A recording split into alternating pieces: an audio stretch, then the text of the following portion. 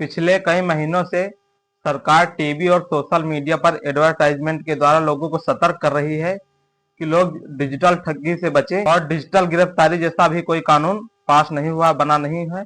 अगर कोई व्यक्ति आपके पास फोन करता है और फोन पर आपसे कहता है कि वो एक बड़ा अधिकारी है और आपसे पैसे ऐंठ रहा है, तो आप अपने नजदीकी थाना से संपर्क करें और ऐसी ठगी से बचें। ऐसा ही एक मामला 2-3 दिन से सोशल मीडिया पर खूब वायरल हो रहा है, जहां एक ठग एक व्यक्ति के पास फोन करता है और उससे पैसे ऐंठने की कोशिश करता है। उल्टा वही व्यक्ति उस ठग से करीब 9,500 रुपया ठग लेता है। आइए जानते हैं इस मामले के बारे में। नमस्कार दोस्तों, सत श्री अकाल, आदाब। मेरा नाम है जय कुमार। मैं स्वागत करता हूं आप सबका अपने चैनल सचो जानकारी में। तो दोस्तों, ये मामला है कानपुर का। कानपुर के रहने वाले भूपेंद्र के पास एक फोन आता है 5 या 6 मार्च को, और फोन करने वाला व्यक्ति अपने आप को सीबीआई का अधिकारी बताता है। वो कहता है कि तुम अपने फोन में भूपेंद्र बहुत ही ज्यादा अश्लील वीडियो देखते हो, जिसके कारण तुम्हारी शिकायत हमारे पास आई है और हमने तुम्हारे खिलाफ एक एफआईआर दर्ज की है। और वो एफआईआर की कॉपी जो है भूपेंद्र के व्हाट्सएप पर सेंड कर देता है वो व्यक्ति। और जब भूपेंद्र वो कॉपी देखता है तो उसमें मोहर बकायदा लगी होती है और भूपेंद्र का नाम भी लिखा होता है। भूपेंद्र जो है डर जाता है और कहता है, सर ये मेरी पहली गलती, माफ कर दीजिए, अब दोबारा ऐसी गलती नहीं होगी। तो कहता है, वो व्यक्ति कहता है कि नहीं, मैं माफ नहीं कर सकता, क्योंकि मुझसे बड़े जो अधिकारी हैं वो भी ये मामला जान चुके हैं। उन्होंने मुझे इस पर जो है रिपोर्ट करने के लिए कहा है, कि आपको अरेस्ट करने के लिए कहा है। तो भूपेंद्र ने कहा, नहीं सर, आप मुझे माफ कर दीजिए। तो व्यक्ति कहता है कि तुमको माफी एक ही शर्त पर मिल सकती है, अगर तुम पैसे का इंतजाम कर लो तो मैं तुम्हें इस केस से छुटकारा दिला सकता हूँ। तो भूपेंद्र कहता है, सर कितने पैसे लगेंगे? तो वो अधिकारी की जो जिसने फोन किया था, जिस व्यक्ति ने, वो कहता है, तुम 16,000 रुपये का इंतजाम कर दो, मैं तुम्हें इससे छुटकारा दिला दूंगा इस केस से। भूपेंद्र, जिसकी उम्र होती है 30 से 35 साल के करीब उसकी उम्र होती है, वो एक फैक्ट्री में वो काम भी करता है।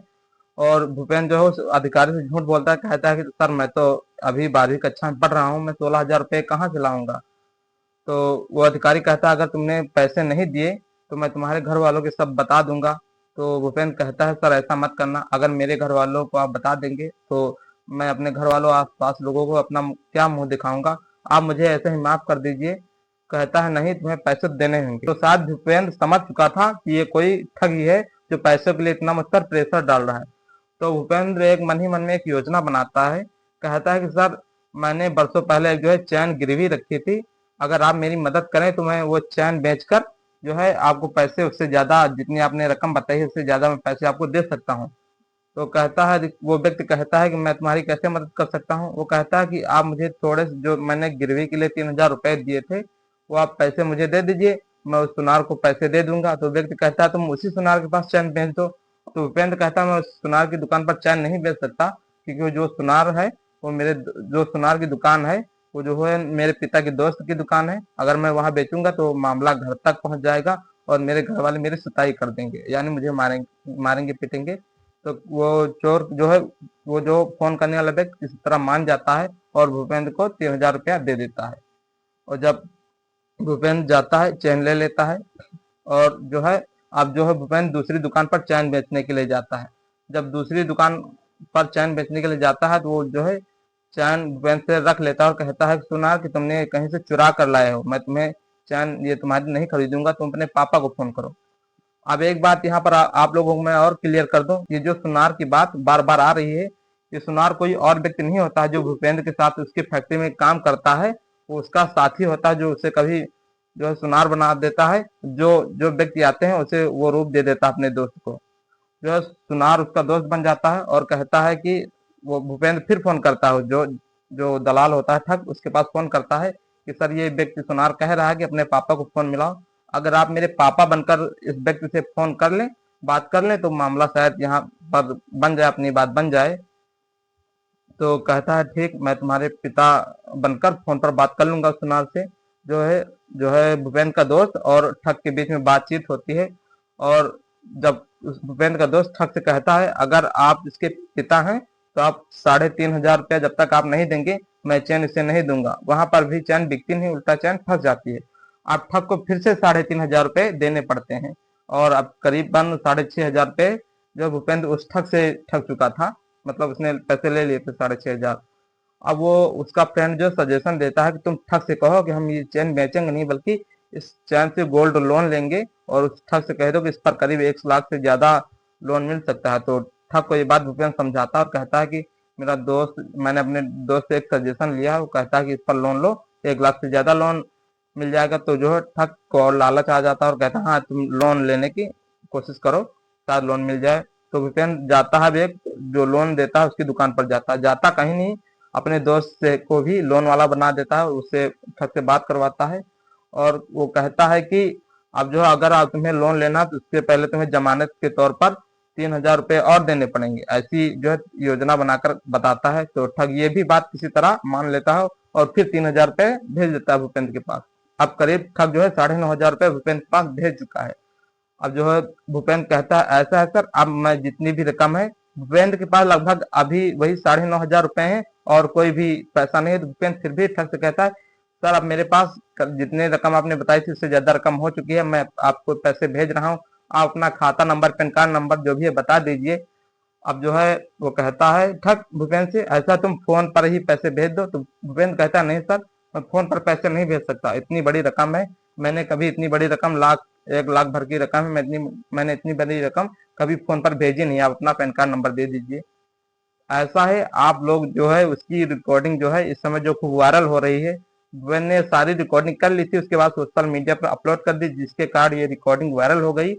अब आप लोग आइए ये रिकॉर्डिंग सुन लीजिए, आप लोग खुद देखिए भूपेंद्र कितनी सतर्कता से उस ठग से पैसे ऐंठ रहा है। आइए सुनते हैं ये रिकॉर्डिंग। हेलो। हाँ बोलो बेटा। सर सारा कुछ डाल दिया, वो बोल रहा है कि एड्रेस इसमें डाल दो, क्या है जो अकाउंट एड्रेस है? मतलब अकाउंट एड्रेस है जी। मतलब अकाउंट नंबर तो नहीं डाला जी? नहीं, अकाउंट नंबर भर दिया सर हमने। आपका अकाउंट नंबर, IFSC कोड सब कुछ सर हमने डाल दिया है। डाल दिया है जी। जी हम बेटा पोस्टिंग होकर आए थे, जो मेरा कार्ड मतलब जो खाता है जी। ये बेटा कानपुर का है। कानपुर का है? जी। तो सर उसमें पता बोल रहा है कि उसमें पता डालिए, उसमें जो आधार कार्ड में हो। जी क्योंकि हाँ, क्योंकि सर जिला मांग रहा होगा कानपुर। कम अमाउंट होता सर तो चला जाता, है? कम अमाउंट होता तो सर चला जाता, लेकिन बड़े अमाउंट में 1 लाख से ऊपर है ना सर।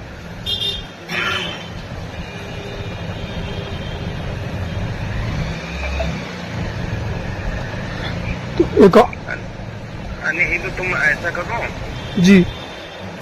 तुम्हारा कोई अकाउंट है मतलब तुम्हारे में? सर मेरा अकाउंट नहीं है सर कोई। तुम्हारे मतलब भूपेंद्र का?